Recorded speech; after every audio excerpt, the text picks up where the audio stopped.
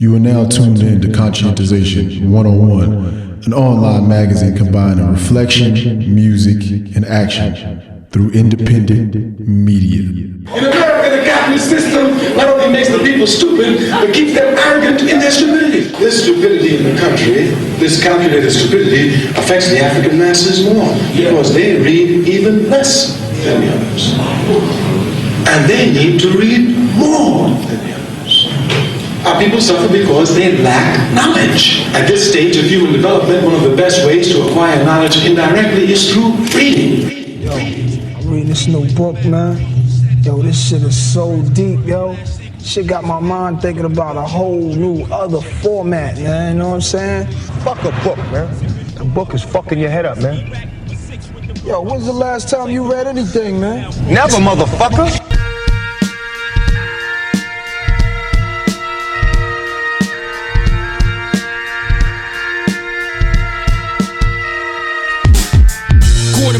I'm flabbergasted, smart bastard. Why won't he play his role and just act retarded? Cause when you grow single parent poor, that's your place. Don't read too many books, sag your jeans, screw your face. Chat shit, act thick, practice your backflip. Poke your motherfucking arse out from the cameras. Provide the entertainment for your cultural betters. Men of letters think we could only be smart if they let us. Though knowledge ain't for punks, they market it like it is. Cause who the fuck wants to be caught from Fresh Prince? But geeks design the systems, the visions, the politicians, Malthus and the Smiths. We're living in their vision, so knowledge is power for devouring cowards that showered you with propaganda each and every hour. That's why Malcolm never died. It's just another tug on the road, a symbol over the globe. Cause did you know the most rebellious thing you can do is get educated? Forget what they told you in school. Get educated. I ain't saying play by the rules. Get educated. Get educated. Get educated. Get educated. Break the chains of their enslavement. Get educated, even if you're on the pavement. Get educated. What a weapon that your brain is. Get educated. Get educated. Okay, welcome everybody to another episode of Conscientization 101 podcast. On this episode, we will be airing part 2 of our interview with the authors of Catastrophism, the Apocalyptic Politics of Collapse and Rebirth. We will be talking to Sasha Lilley and James Davis.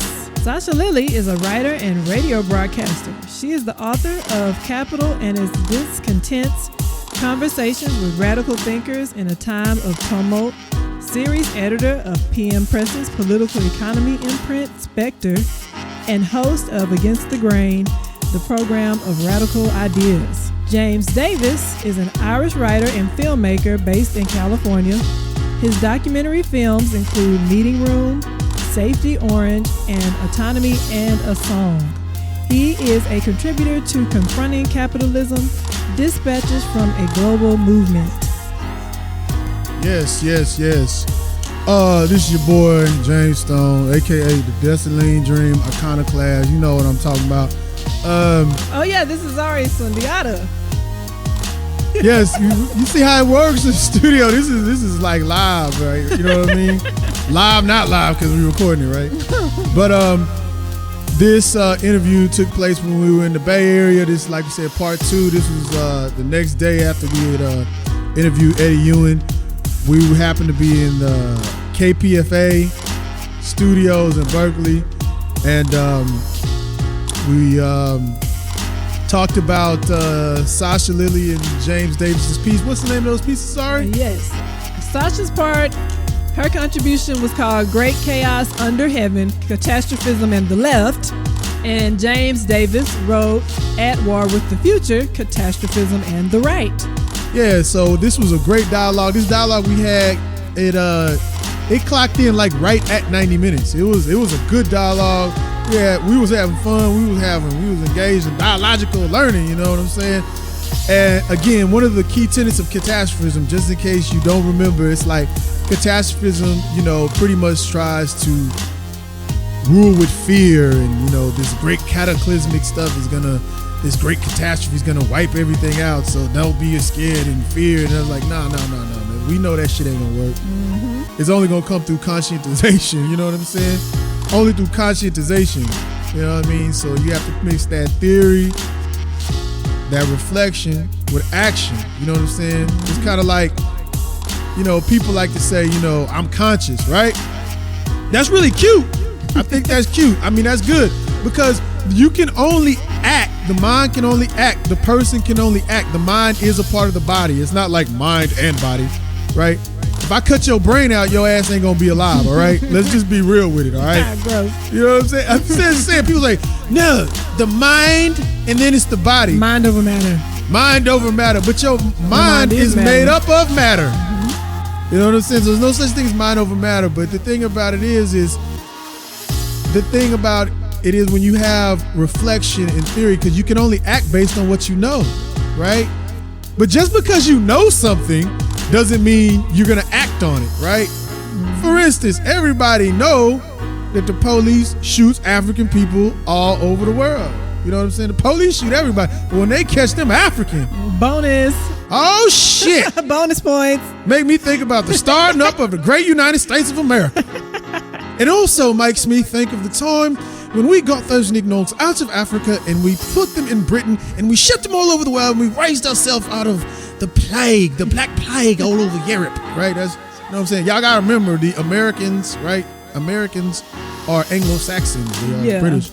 My point is, I digress, right? But the point is, it does not mean because you know that information that you are going to act. A lot of people will say, well, yeah, I know they shoot us down, but what can we do? You see what I'm saying? Just because you have information does not mean you're gonna act. That's why it does need to be conscientization. So I don't want to hear nobody coming up to me with some. I got somebody came with me about some statistic about how they don't play black people on the internet, black people on like say on the TV. They only wanted to represent us in this. I said, well, damn, man. Well, damn. That's why you. What show have you produced? Are you produce a show? What you say? I said, well, this show you know they don't do this to us. It's just like, think about like the music we feature, independent music, hip hop and stuff like that, right? Obviously, just because they don't want to hear nobody talking about like free Palestine, they don't want to hear nobody talking about no musician talking about Africa. They don't want to hear nobody, no artist talking about in Google One Thong or the creativity to like read a book like Devil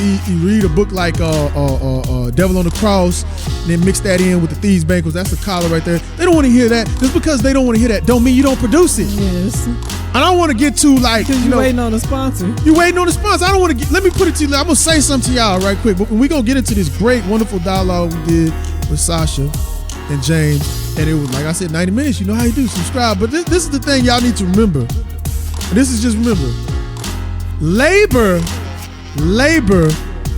is not subservient to capital. It's not dependent on capital. Capital is subservient and dependent on labor. Now I know the philosophy, the education, all the pedagogy and everything around that teaches us religion. That's the superstructure teaches us that you can't do nothing without no money. Well, if that was the case, Africans would be dead all around the world because we ain't never had no money. We'd be gone. So they make you dependent. Let me tell you something about, the thing about colonialism and enslavement. Colonialism and slavery is the same thing.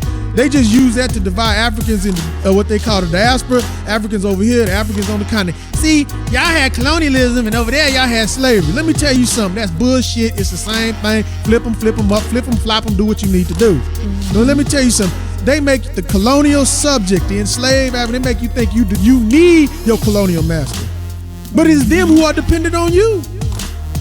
Think about it. They're the parasites. They need you.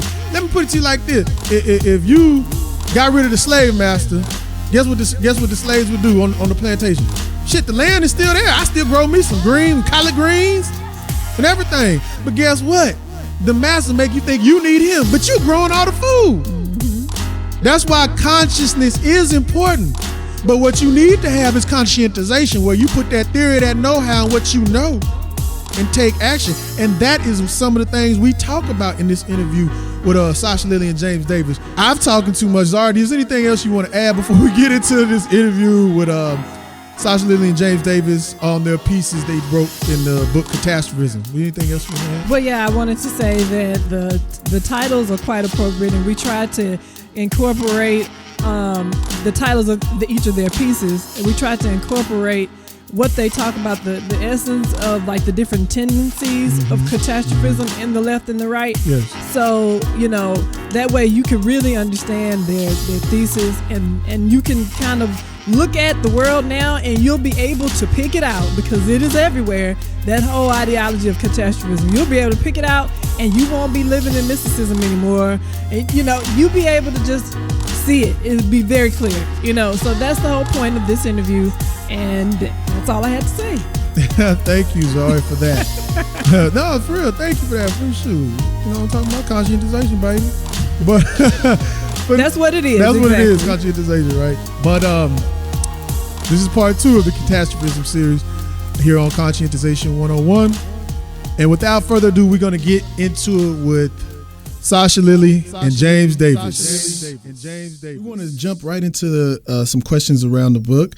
And the first question is, Sasha, in the introduction to Catastrophism, you state that, quote, catastrophism presumes that society is headed for a collapse, whether economic, ecological, social, or spiritual. This collapse is frequently, but not always, regarded as a great cleansing, out of which a new society will be born, unquote. When we first learned of this book, one of the things we said to ourselves is like, this is definitely the ideology that like liberals and supposed radicals, we put that in quote, radicals, epitomize, because they don't have anything, they don't have to do anything but just sit up and wait for the great tabula rasa event. It'll just come for them. Never mind, as you quite accurately state, quote, a focus on spectacular catastrophes typically overlooks the prosaic catastrophes of everyday life that are the sediment upon which capitalism is constructed, unquote.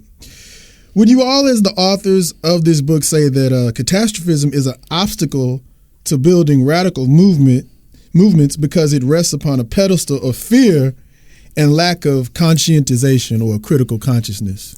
Yeah, I think that's absolutely right. I mean, I think that catastrophism, which one can find all over the spectrum, but for us, of course, is much more of a concern on the left because we actually care about a radical project and its viability. Catastrophism is really premised on the weakness of the left and the kind of notion that we are weak and the only way that we can get other people to join us and become politicized, and politicization is kind of a central concept in all of this, is by using fear in some way to scare people into action.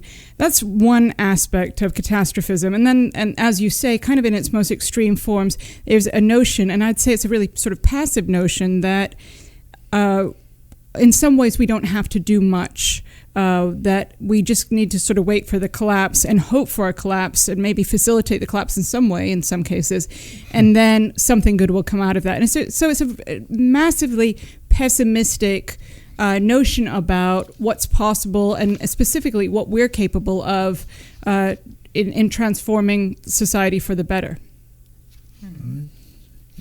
Yeah, I mean, I agree from the perspective of the left to what Sasha's saying.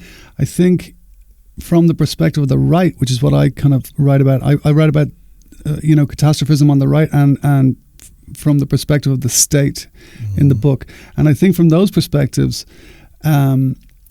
it's a much more positive kind of political conception, right? Because it's very closely related to ideas around fear and pessimism and, what do we need to be afraid of? What's out there?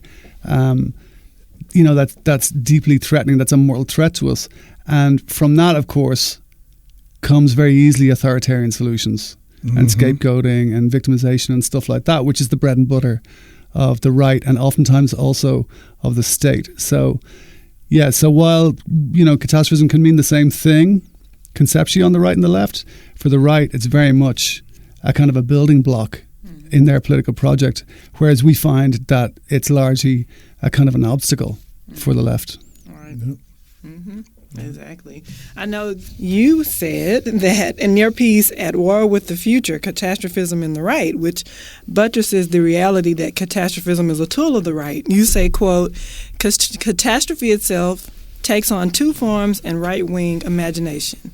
The first is that catastrophe is the inevitable, ongoing result of any gains by the left. The second version of this ideology expounds a catastrophist anecdote whereby enemies are confronted and vanquished in a final apocalyptic conflagration through race war, insurrection, Armageddon, civil war, or in its purest form, biblical apocalypse and rapture, unquote. If you can elaborate on this and also make the connection between the two forms of catastrophic right-wing imagination and how they are related to the terrorist attacks of Anders Breivik in like Oslo in 2010, which left 78 people dead, and just kind of the connection between that and the whole Eurabia, hysteria. Phenomenon. Right, phenomenon. So, I think Islamophobia has become probably the unifying theme, for the global right, at least for like the global right in our world, in the Western world, North America, Europe, and like Australia, whatever. And so there's a book from the early 90s called Eurabia, which is this sort of conspiracy theory about deals that were made in the 70s between the EU and OPEC, essentially the kind of Islamic petrostates. And the theory is written by this woman, Bat Yor, who's a kind of an Anglo-Egyptian intellectual. And the theory was that so as to neutralize the power of the US in Europe, sort of French elites decided, well, let's make a deal with the Arabs. Let's make a deal with the Muslims. And that way we can kind of triangulate ourselves and gain some leverage in European politics. And so this is the root of this idea that the EU there's a sort of a secret cabal in the EU who are doing business kind of behind closed doors, behind the drawn curtain with the Islamic states. And one of the consequences of that is the Islamization of Europe. This is part of the whole idea, right? And so increasing levels of Muslim immigration to Europe are part of the strategy.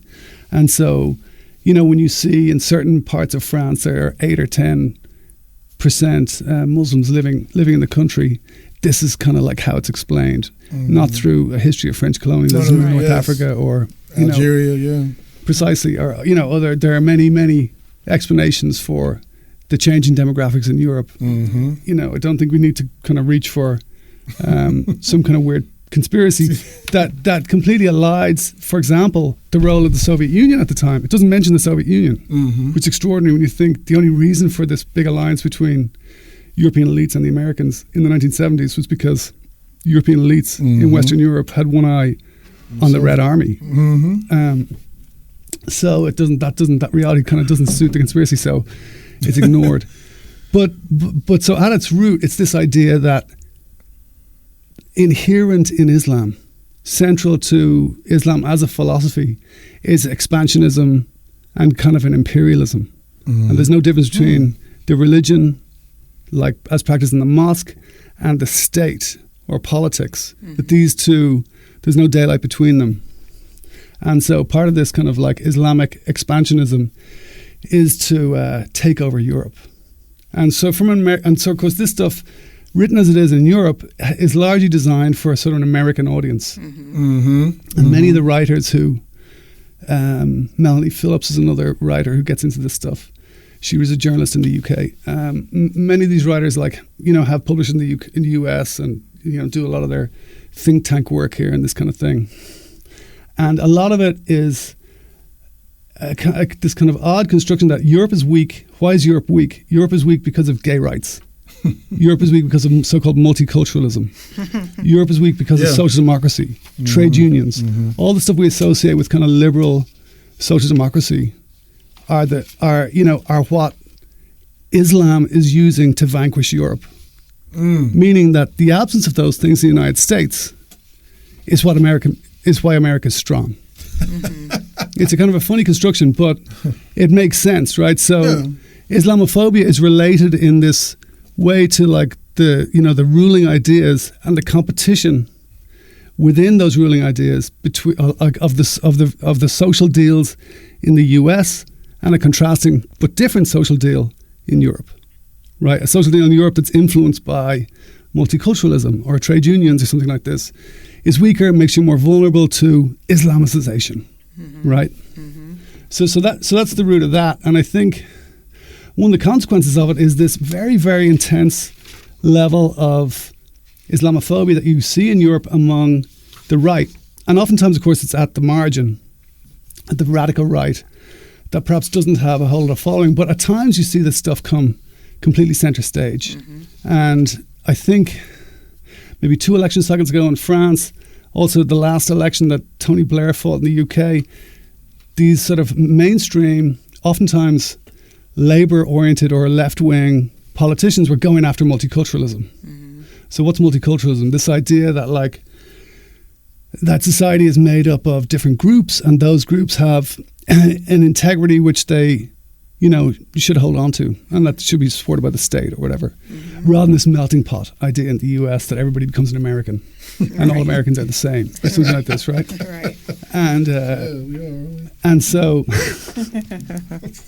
So it's related to those things, and of course, at one level, at a very important level, it challenges the idea that multiculturalism is legitimate. Multiculturalism makes us stronger. No, in fact, it makes us weaker and makes us vulnerable to attack by the Muslims, right? So, and Anders Breivik is one of these guys who's a Norwegian guy, kind of misfit, odd guy, who bought into these ideas and was a big student of them and was very, very kind of compelled by them, and he, set out on this act, a sort of solo terror act, and killed dozens of people in Norway. Attacked, and his target, interestingly, wasn't, even though his compulsion was the Islamicization of Norway, his target was teenage social democrats. So young socialists and members of the Social Democratic Party, and he, they were at a summer camp, and he went after them, and. Yeah, he killed dozens of them. Yeah, it's like in the book, in your piece, you were talking about like this nostalgic for like cars and stuff. Like it really sounds like some stuff they talk about, like when everybody wants to go back to the 50s or something. Yeah, like that. Well, it is because I mean, it is the 50s. These places like Norway, Sweden, Denmark to a lesser extent, but certainly Scandinavian countries, Finland. There were very, very few people who didn't come from a kind of ethnic Protestant white Finnish or Norwegian background until relatively recently. And so now we've seen more and more Africans, more and more Middle Easterners showing up in these places and having families, and the kids are in schools, and so the society has changed, and that's a big transition for people.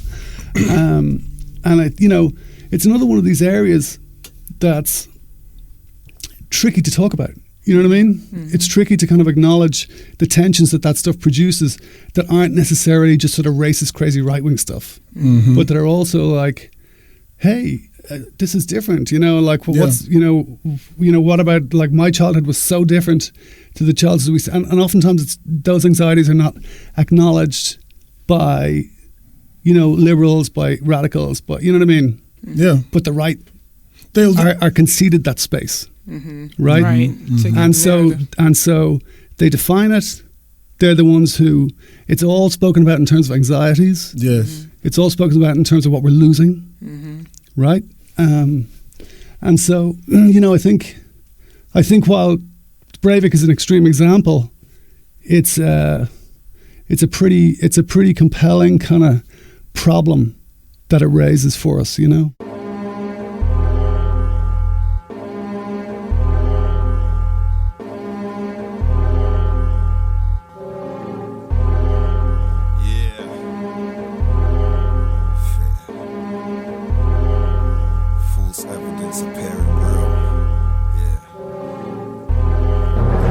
life is your culture. No balance, heading for a crash. Time is the essence of 1 second. It's over smash. Wake up in the morning, brushing your teeth, wash off your face, rush to get the bus, making your way to the rat race. Some take the metal slave ship that travels underground just to sit behind a desk while the owner's never around. Some of the real rats follow their nose and gather cheese. G's sometimes wear suits, ain't never in the streets, getting fat off the average man's back who lacks perseverance. Stare in the mirror to get your clearance. Drone dummy, your quest for money's got you lopsided. Red eye like the Terminator, the ghetto's divided. Ain't no coming back from headshots to get the guapa. Yo, the children are the future, the elders losing the plot. Are you the puppet or the puppeteer? Good with the pen or with the sword like a musketeer. Fist in the air while you're waiting for the week to end. They end the week, many lie to themselves, my friend. The pain is deep, you follow tabloids and movie scripts. They play the role, it's evident that they hold the strings. To your soul we stay dying while the enemy's powers are multiplying. The pressure for us to live in this bitch is petrifying. Following tabloids and movie scripts, they play the role, it's evident that they hold the strings. To your soul, paint a picture with no paint. Poetry's powerful, personally I'm no saint, but never doubtable, accountable when the insight's magical. On the rhythm, take your mind away from the daily pain that we're given. A bitter pill to swallow, seeing grown individuals plummet with full potential. Never got to reach their summit. To change a routine is vigorous, the destination seems so far away. It's self that keeps the glory at bay. 60% of the time, 40's ahead of the rhyme. You're still relying on gin instead of taking back your mind. Devils come in plain clothes, I see them coming to my shows. On the road, in your place of work or where the money flows, where there's bite to eat, see them talk you out your food. Not everyone's a friend, stay on point and never confused. Are you the puppet or the puppeteer? Good with the pen or with the sword like a musketeer. Fist in the air while you're waiting for the week to end. They end the week, many lie to themselves, my friend. The pain is deep, you follow tabloids and movie scripts. They play the role, it's evident that they hold the strings. To your soul we stay dying while the enemy's powers are multiplying. The pressure for us to live in this bitch is petrifying. Following tabloids and movie scripts, they play the role, it's evident that they hold the strings. To your soul.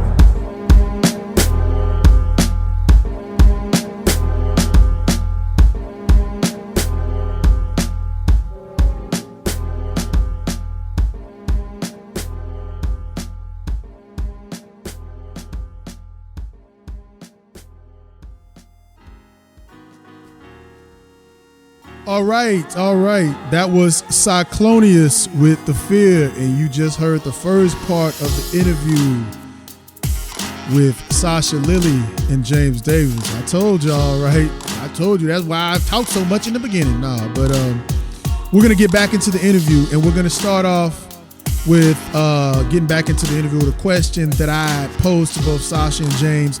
I was talking about how capitalism draws its dynamism, you know what I'm saying, from its ability to de-emphasize structure. And one of the things capitalism also does is emphasize the symptoms or details to confuse people's thinking in order to create fear.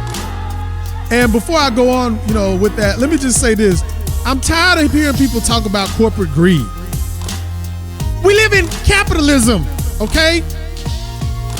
The incentive behind capitalism is the profit motive. So when you say, man, they're just so greedy. No, they just so capitalist. Let's know the system, okay? Let's stop mystifying everything and going with the oogity boogity.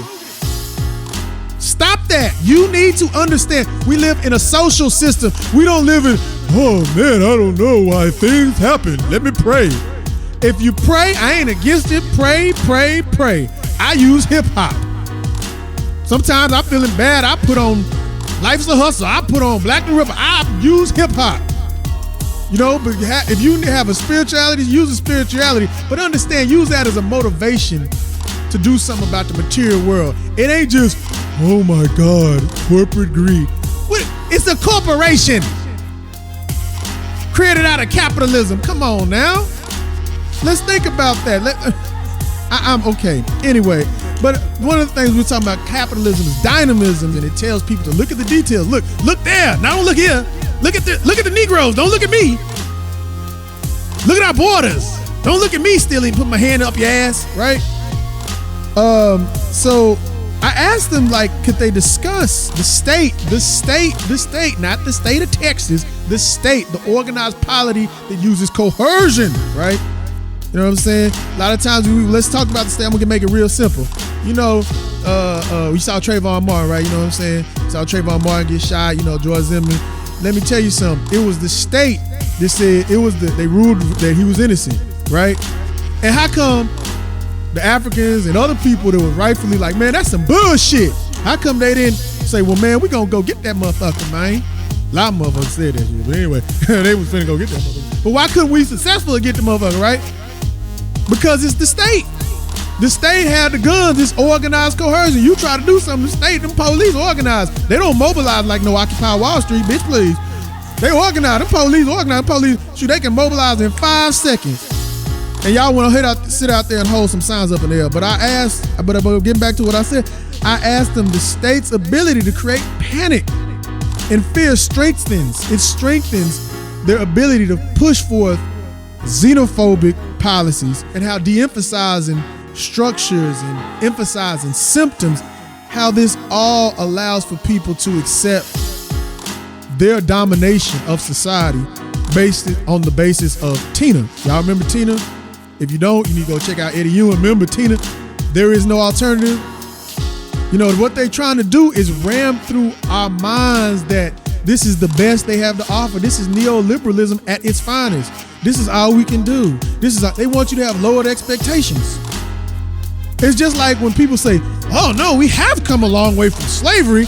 I be like, I didn't come to America as a slave. That's the problem when they always refer to African people as the slaves. You have to enslave a people. Nobody is born a slave. So no, we ain't quote unquote chattel slaves no more. But guess what? I have not been returned to the status before my people came to this polity, to this part of the hemisphere, which was a sovereign people.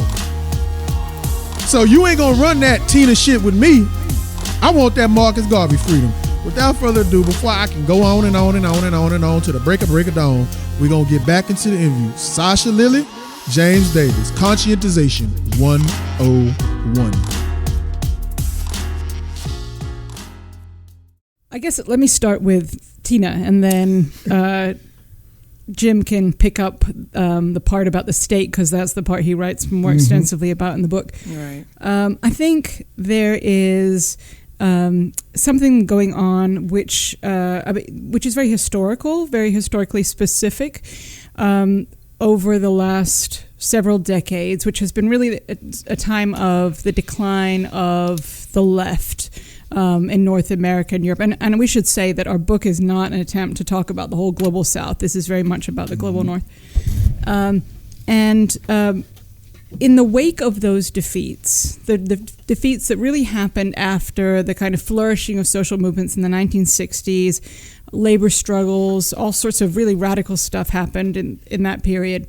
And not that there haven't been radical upheavals since then, but the general trajectory for the left has been one that has been one of defeats and sort of being pushed back. So within that time period, one could say there's sort of been a retreat of, and I use this term in the broadest sense of the word, kind of the utopian imagination, this notion that we could radically transform society for the better, that people have kind of moved away from that as a real product of these political defeats. It isn't just something shifted ideologically, but actually it's the kind of fruit of the defeat of political struggles.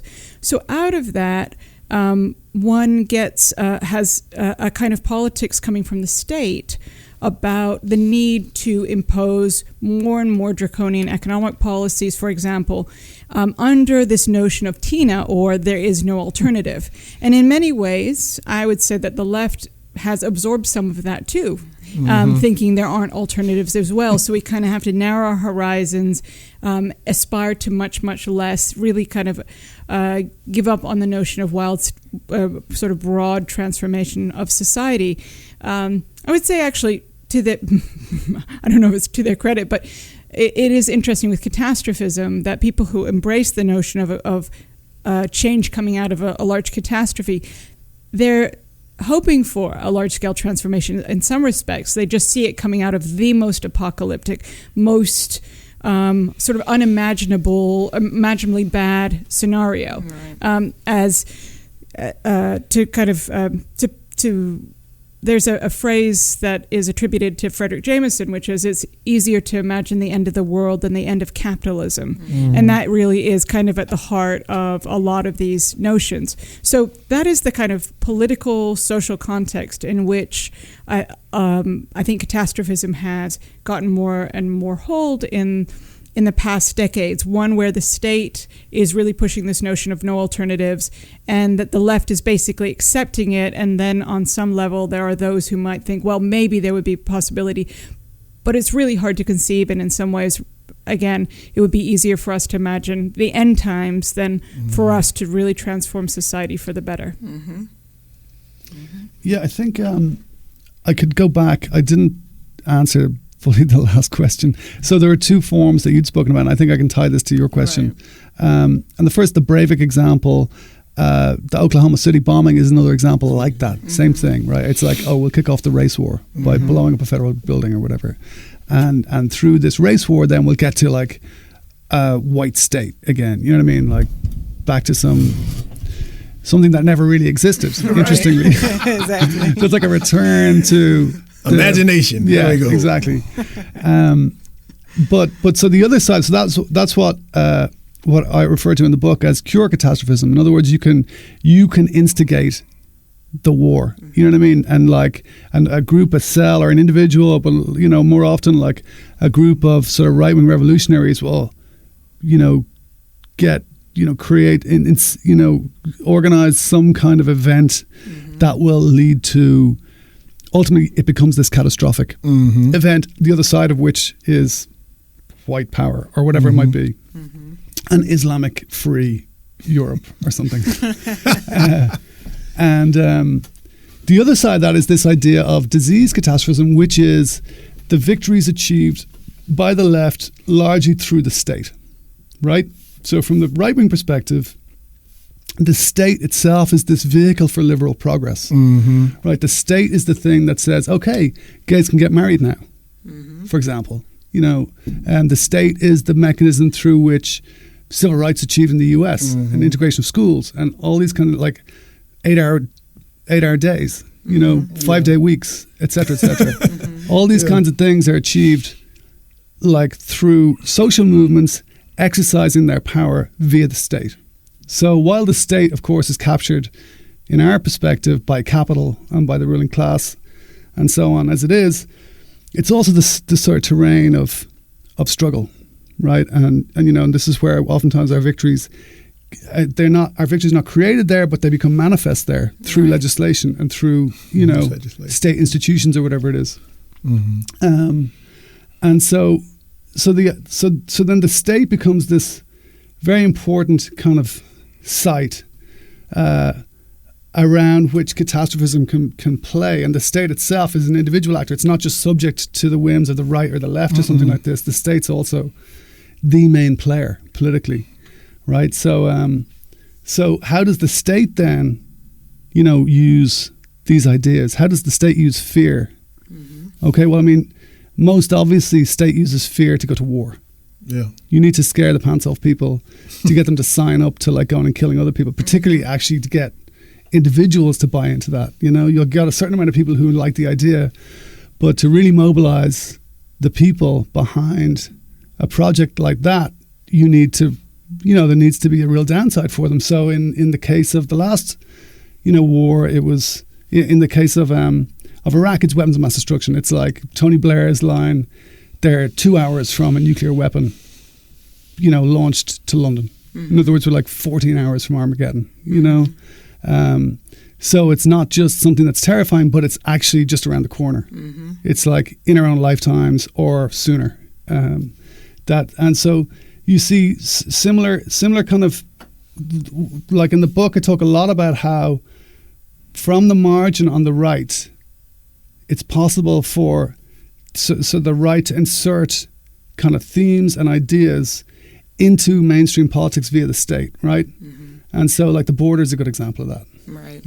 Right. So, there's an example I use in the book about like right-wing kind of broadcasters, Lou Dobbs in this case, talking about leprosy in the South, like in Arizona or whatever, like Mexicans with leprosy sneaking across the border and infecting Americans. That's the whole point to this, to sneak across the border and infect America. Oh, I've got leprosy. Off to America. There we go.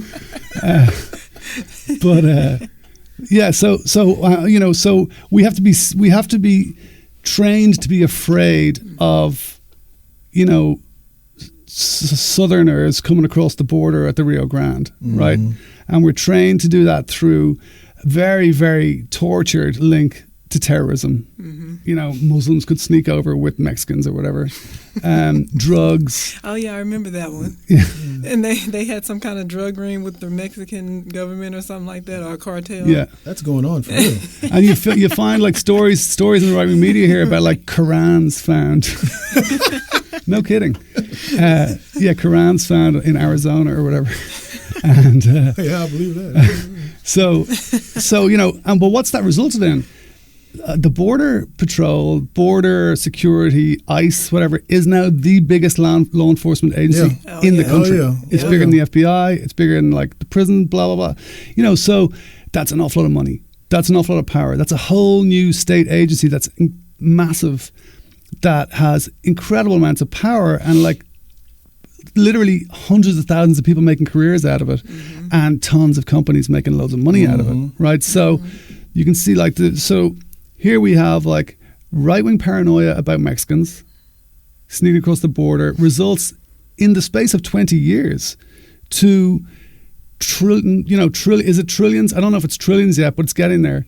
It's hundreds of billions of dollars being spent on building walls and, drones and, all kinds of insane security stuff. That's just socialism for wealthy people. You know what I mean? And like, jobs for the boys in uniform and votes for right-wingers, Right. A new age is upon us, and yet the past refuses to rest in its shallow grave. For those who hide behind the false image of the Son of Man shall stand before God, God, God, God, God, God, God. It has begun.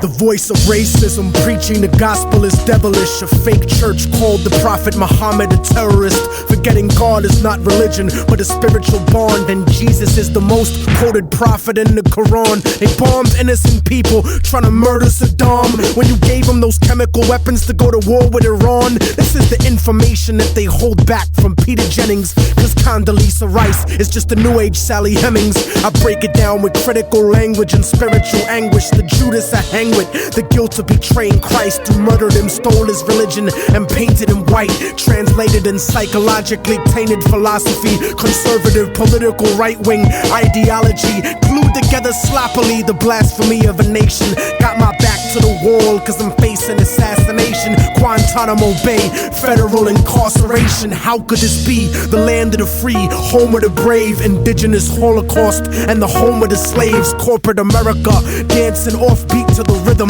You really think this country never sponsored terrorism? Human rights violations, we continue the saga. El Salvador and the Contras in Nicaragua. And on top of that, you still wanna take me to prison just cause I won't trade humanity for patriotism. It's like MK Ultra controlling your brain, suggestive thinking, causing your perspective to change. They wanna rearrange the whole point of view of the ghetto. The fourth branch of the government wants to settle a bandana full of glittering generality, fighting for freedom and fighting terror. But what's reality? Read about the history of the place that we live in, and stop letting corporate news tell lies to your children. Flow like the blood of Abraham through the Jews and the Arabs, broken broken apart like a woman's heart, abused in a marriage, the brink of holy war, bottled up like a miscarriage. Embedded correspondents don't tell the source of the tension, and they refuse to even mention European intervention or the massacres in Jenin. The innocent screams, US manufactured missiles and M16s, weapon contracts and corrupted American dreams, media censorship blocking out the video screens, a continent of oil kingdoms bought for a bargain. Democracy is just a word when the people are starving. The average citizen made to be blind to the reason. A desert full of genocide where the bodies are freezing, and the world doesn't believe that you're fighting for freedom, cause you fucked the Middle East and gave birth to a demon. It's open season with the CIA bugging my crib, trapped in the ghetto region like a Palestinian kid, where nobody gives a fuck whether you die or you live. I'm trying to give the truth, and I know the price is my life, but when I'm gone they'll sing a song about immortal technique, who beheaded the president and the princes and sheiks. You don't give a fuck about us. I can see through your facade like a fallen angel standing in the presence of God. Bitch niggas scared of the truth when it looks at you hard. It's like MK Ultra controlling your brain, suggestive thinking causing your perspective to change. They wanna rearrange the whole point of view in the ghetto. The fourth branch of the government want us to settle. A bandana full of glittering generality, fighting for freedom and fighting terror. But what's reality? Martial law is coming soon to the hood to kill yo, while you hanging your flag out your project window. Yeah. The fourth branch of the government, aka the media, seems to now have a retirement plan for ex-military officials, as if their opinion was at all unbiased. A machine shouldn't speak for men, so shut the fuck up, you mindless drone. And you know it's serious when these same media outfits are spending millions of dollars on a PR campaign to try to convince you they're fair and balanced, when they're some of the most ignorant and racist people giving that type of mentality a safe haven. We act like we share in the spoils of war that they do. We die in wars, we don't get the contracts to make money off them afterwards. We don't get weapons contracts, nigga. We don't get cheap labor for our companies, nigga. We are cheap labor, nigga. Turn off the news and read, nigga. Read. Read.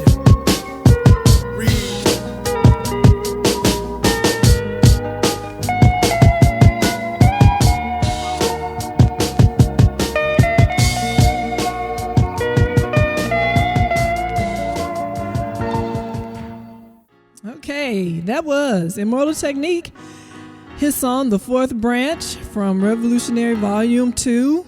And, you know, at the end of that song, Immortal Technique says that turn off the news and read, right? And that shit is true, because people watch the news and they read the newspaper and they think, I'm being mature, I'm informed. Like some kind of way, the newspaper, the media, the news is not biased. And then the news, just like James said, the news... James Stonewall kind of class said, the news focuses on issues. They will focus on a high-speed chase. They will focus on such and such got murdered. Well, let's talk about why all this shit is happening in the world. How about we get to the root of the fact that there are haves and have-nots, which is a constituent element of capitalism. You know, so if you read, you'll understand that you need more in-depth analysis than just sound bites, you know. Sound bites are not going to give you any information. You're not informed. You're just basically getting the knowledge that the ruling class wants you to have. And then you run around scared. You run around scared. I mean, that's all they do. That's what the news is for. Such and such got raped. Such and such got killed. And then you like, oh my God, I can't go there. I might get raped. Oh my God. You know? So anyway, I just wanted to add that because people really think they're informed when they watch the news, but the news is biased. Sorry, I know you think that's making you mature, but hey. Anyways, we will get back into the rest of the interview with Sasha Lilley and James Davis. Sasha, here we go. All right, we're back to you. Up on the scene. In your piece, Great Chaos Under the Heavens, Great Chaos Under the Heavens, that's mouse, you know, Catastrophism and the Left, you begin with this important statement: there is nothing eternal about capitalism. It came into being fairly recently and in all likelihood will be ushered out one day. So I guess everybody read that and say, oh, yes. Then you throw this in there. Yet, the belief that it will come crashing down without protracted mass struggle is wishful thinking. Oh. Expecting predestined forces to transform society for the better forms one half of the couplet of left catastrophism, which has shaped the radical tradition for well over a century. The other consists of the idea that the worse things get, the more auspicious they become for radical prospects. That if economic conditions or political repression become dire, the scales will fall from the eyes of the misled masses, allowing them to put an end to a much greater catastrophe. I couldn't have summed it up even more. I probably would have used a couple of explicitives when I said that, but that was really good. But with this in mind, and the many examples you provide of leftists who believe that revealing the true nature of the state through their adventurous actions will galvanize people to action, let's talk about their need to reveal the atrocities of the state. Who are they targeting in these revelations, and to what end? Okay, so if I can just step back a little and sort of elaborate on a couple of the things you said leading up to your question, and I promise I'll get to it, is so on the left, catastrophism has taken two forms. One is about a kind of a passive expectation that capitalism will come collapsing down. So we hear that, at the start of the 2008 crisis, there were some people saying, okay, here's our moment, kind of, isn't this great? That. There was kind of a glee, right? Mm-hmm. A glee that everything was unraveling. Of course, it didn't unravel. It unraveled for most of us, but in terms of capitalism as a system and for people who were capitalists, it actually created a really auspicious time to be able to tighten the thumb screws and put people out of work and so on, so that, in the last reporting of corporate profits at the highest level they have ever been in the United States since record keeping began. So that whole notion that we can just sort of wait for the crash. That's one part of left catastrophism, and it's what I call the determinist stuff. What you were asking me was about kind of the opposite, but they're actually linked, and a lot of people who might subscribe to one kind of catastrophism oscillate to the other. So I'm not sort of setting these up as mutually exclusive. So the other kind, this voluntarist catastrophism, is based on this notion of the worse the better. The worse things get, the better they'll be for radical prospects. And it's something that we've heard a lot, although I would say since the 2008 crisis, we may be hearing a little less of it, at least in the economic form, because clearly things got really bad. And although we've seen Occupy, we really haven't seen social movements on the kind of scale that sustained social movements of the kind that people were hoping for. Because up until that point, you'd hear people say, Americans have it too easy. They have all these great consumer goods. If they just kind of had a nice, hard economic crisis, people would get it finally. It obviously didn't work out so well. So that form of left catastrophism, based on the notion of the worse the better, you can see in different forms. I've just sort of described the economic form. There's also a political form, which is if we could just bring down the state hard on us, the true nature of the state will then be kind of laid bare for people, and it will lead to mass politicization. And there's if one were to take this notion to an extreme, and I have to be clear that there are not that many people who would subscribe to catastrophism of this extreme kind, but still there are some. The notion is that maybe we should kind of provoke a clash as a way to lead others into a kind of a moment of revelation, right? And there is often is a kind of quasi-religious something or other running through this, and there's been a history of this. If you look through the history of the 20th century left, of people trying to provoke something where a moment would allow people to sort of see things as they really are. The Weather Underground in the United States at one point was following this line. It came to an end. They were thinking of provoking a kind of moment by blowing up officers and their dates at a dance. And the people making the bombs ended up blowing themselves up. And I think at that point the organization realized they needed to step back and totally rethink what they were doing. But so there's you can see that history through the 20th century of people either just hoping for the worse the better or actually actively acting to try and, quote, heighten the contradictions. And some of that can be seen with contemporary insurrectionism, which takes an anarchist form and also a left communist form, a notion that we need to sort of intensify clashes with the police, and that out of that moment, people will see the light.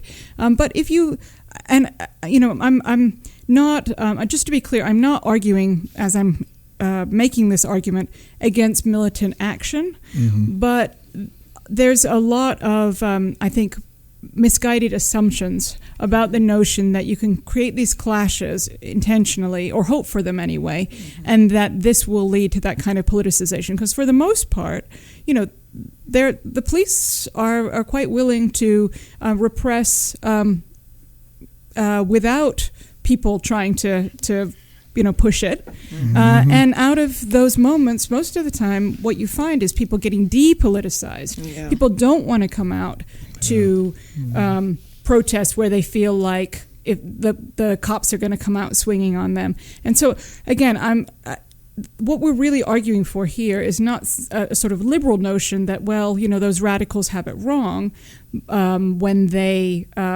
want to sort of when they decide that militant action makes sense. It's a whole different other conversation. The question here really is about being strategic and looking at what tends to politicize people. And I would say that this actually has the opposite effect. It's very appealing, though, because basically, and I think that one of the reasons people hold on to it is they have this notion that only a small number of people can do something that will politicize a broad number, lots of people without that much work, without kind of protracted organizing year in and year out, which can be awfully tedious and unrewarding, but ultimately is actually really the only way to help shape people's political consciousness. All right, that is the end of the interview with Sasha Lilley and James Davis. I think her last point was really important when you consider that people like to hero worship and say that it's only one person, we need a savior, especially in the African community. We always say, well, we don't have any leaders. That's why we have these problems. Well, we all need to be leaders. We all need to say, this is something that we can change, and it's not going to happen overnight. Okay, I know everybody wants things to happen right away, but it took years and years and decades and centuries to get us in this situation. It's going to take us a long time to get out. And you may not see it in your lifetime, but the point is so that we won't be selfish and try to set up a system, a world where future generations don't have to live like this. If you get yourself out of the equation, you have to understand the whole purpose of human society is so that people can live and have their basic needs. And so if you have kids and you say you love your kids, you need to do what's right for them. So anyways, pick up the book. It's a great read. It's a very important read. And if you want to finish listening to this interview in its entirety, all you have to do is go to conscientization101.com or c101magazine.com and subscribe today, and you will have access to this interview and all C101's interviews. So please go to the website and view the subscription benefits for the full details. And most importantly, as always, you will be supporting 100% independent media. This episode has featured sounds from Logic and Last Resort. The song is Life's a Hustle from their album True Talk, the Instrumentals. You also heard from Cyclonius. The song is Fear, False Evidence Appearing Real, and the album has the same title, Fear, False Evidence Appearing Real. Finally, you heard from Immortal Technique, the fourth branch from his album Revolutionary Volume 2. We want to thank Sasha Lilley and James Davis for taking the time to interview with us. We really appreciate it. And don't forget to check us out on Twitter at Conscien1. That's CONSCIEN, the number 1. On Facebook at Conscientization 101 and Instagram at C101 Editors. Thanks again. This is Conscientization 101, and we'll see you next time.